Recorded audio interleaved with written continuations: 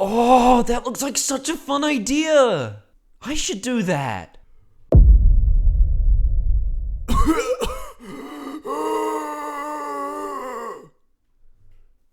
So, this took me a month.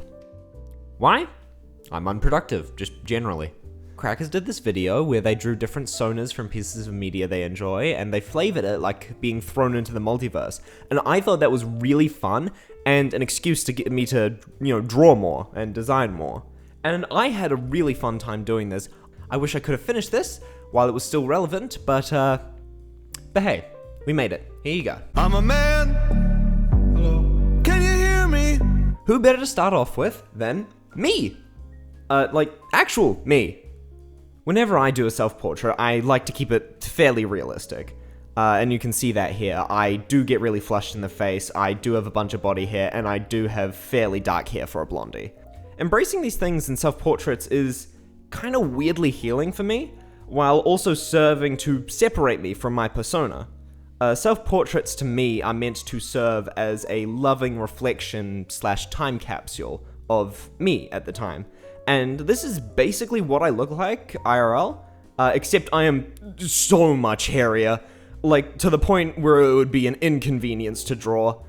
I actually based this drawing here off of a real photo I took of myself, for a pose reference, and everything you see me wearing, how my hair is done, just the general proportions of that are what I look like in real life.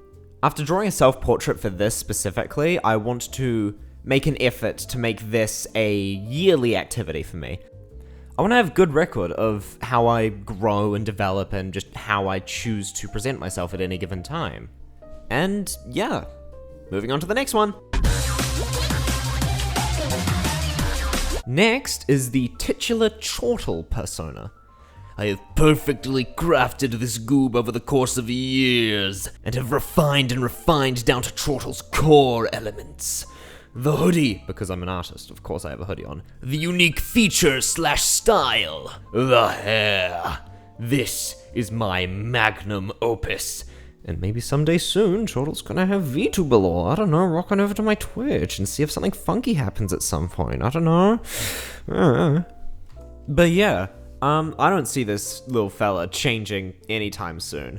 Chortle has gone through a couple of, developments, but overall, I'm really happy with how they turned out. If you go to my art file, ignore the shoes on the reference image. Those don't apply anymore. Who needs shoes when you have pant? I put my cat on the mic.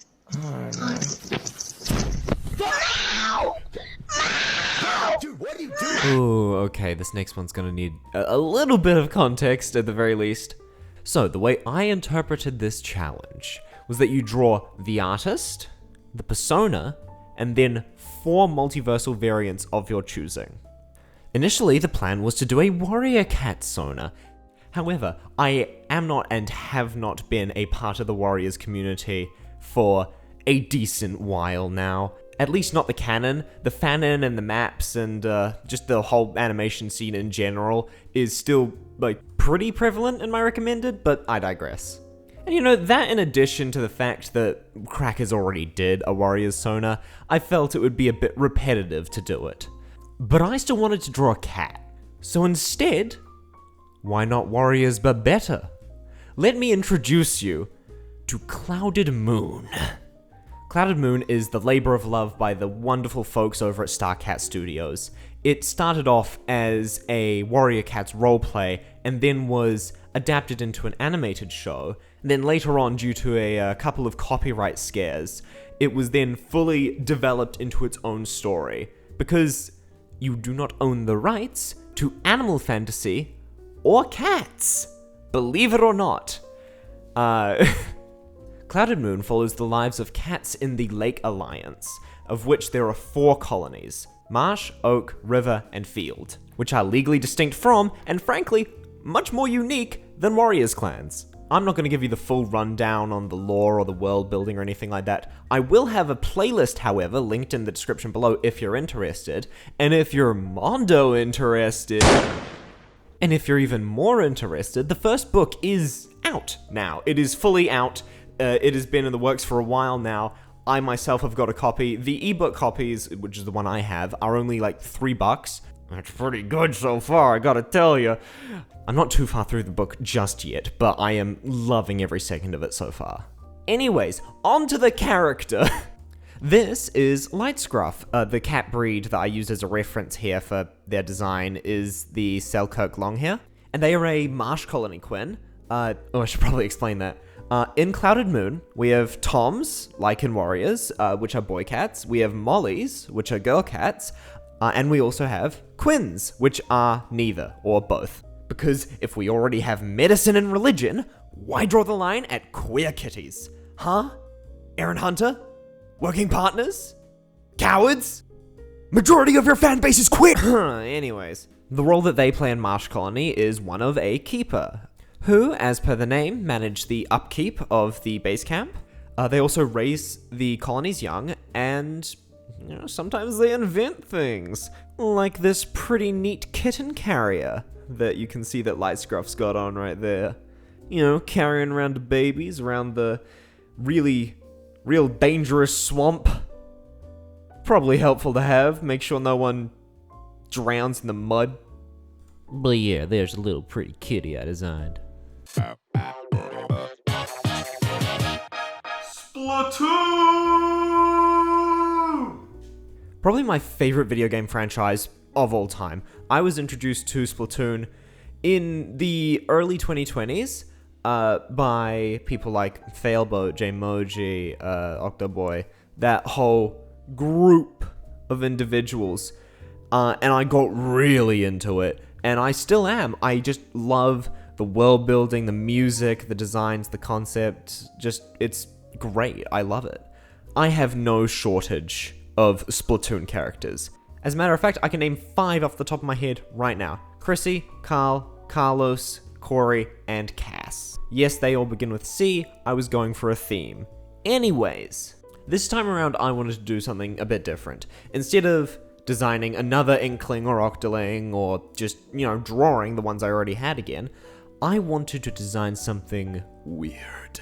Something I love about Splatoon and its character designs is that it is not afraid to show the weird underbelly of the ocean. Like, take Deep Sea Metro, for example. Tons of weird little critters around there. Look at Isopadre. Actually, he's probably one of the more normal ones, but look at him! So, I needed a sea creature that piqued my interest. And luckily enough, my auntie found one for me. Let me introduce you to Leaf Sheep, or the sheep slug, or sea sheep. I forget the name. They're cool little guys, look at them. Their faces actually just look like that. What's cool about these guys is that they photosynthesize. Ain't that neat? I would like to introduce you all to my Splatoon Sona. Her name is Cotton, and she is a leaf sheep. A sea sheep. I don't know, man. Her whole shtick is that she's really into the card game. Table turf is her life. Normally she's just this nice, timid little slug girl, but the minute that the cards come out, it's full Yu-Gi-Oh! You are not surviving. Maybe I'll do something with her in the future. Maybe I won't. Irrelevant of that, it's a real cute character design. On to the next one. Just another terrible day at Camp Half-Blood where everything's the worst. And we're diving right back into the books. You ever heard of a little series called Percy Jackson? Yeah, I'm a big fan. So, this is Arne Perno, my little Italian boy. He is the son of Dionysus, hence the wine name. So back in his hometown in Italy, after a particularly wild night of revelry and underage drinking, Arne came across something a bit weird, something a bit strange. The party got crashed by what everyone else assumed to be cops, but what Arne saw were monsters. Have I decided which ones yet? No. Have I developed his lore at all? Not really. This was enough to scare Arne into a life of sobriety at the ripe old age of 16. But he never really stopped seeing the monsters from that night.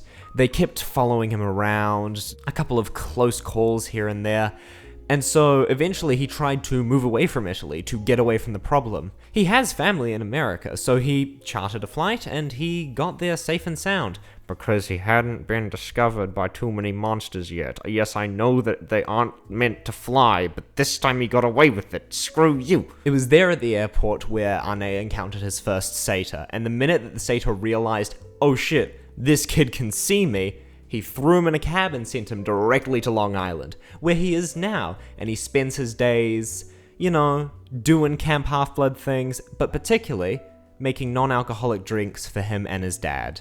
Mixology! It's cute, it's a fun little relationship, it's cute, and I like it. Do I have too much to say about this guy? No. Do I think his design or even the drawing is particularly interesting? Not really, but hey, there he is. I think you're all insane, but I guess I am too. And finally, Steven Universe, baby! Woo! Ah, this show was so peak, I need them to bring it back. Please, Rebecca! Please. Okay, I'm calm. I'm a normal person about this show. This was my childhood, my teens, my nows, and probably gonna be my futures. So Steven Universe future, ooh! Sorry. This is my Steven Universe OC. She is called Zoisite, and she is a fusion between a ruby and a nephrite jade.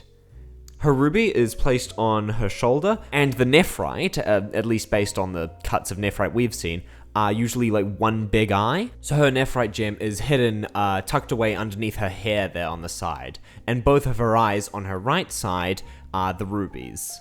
Originally, Zoisite was a fusion named Ponamu, which was a fusion of two types of jade. But I didn't want to do that anymore, because I thought this was more interesting and colorful. So she is an off-color, and she is a part of Lars's crew. Why? Because I love Lars, and I love that storyline, and I love his crew, and I need that spin-off in my life right now. I want more of this show, really badly. Among Lars's crew of off-colors, she is primarily a mechanic. You know, getting a bit of use out of that third arm. I just want to take a second to shout out the hands. I don't know how I managed to do it in her initial design, nor how I managed to replicate it here, but somehow I managed to do the Steven Universe hands good. I can't usually do normal hands good. I don't know how I managed this. But yeah, no, I don't really have too much to say about her, because she doesn't have that much lore. But she's in love, and maybe at some point I'll design the gems that she's a fusion of. Yeah. So yeah, that's about it. I had a lot of fun doing this, and I think you would too if you give it a shot. And yeah. Smell you later.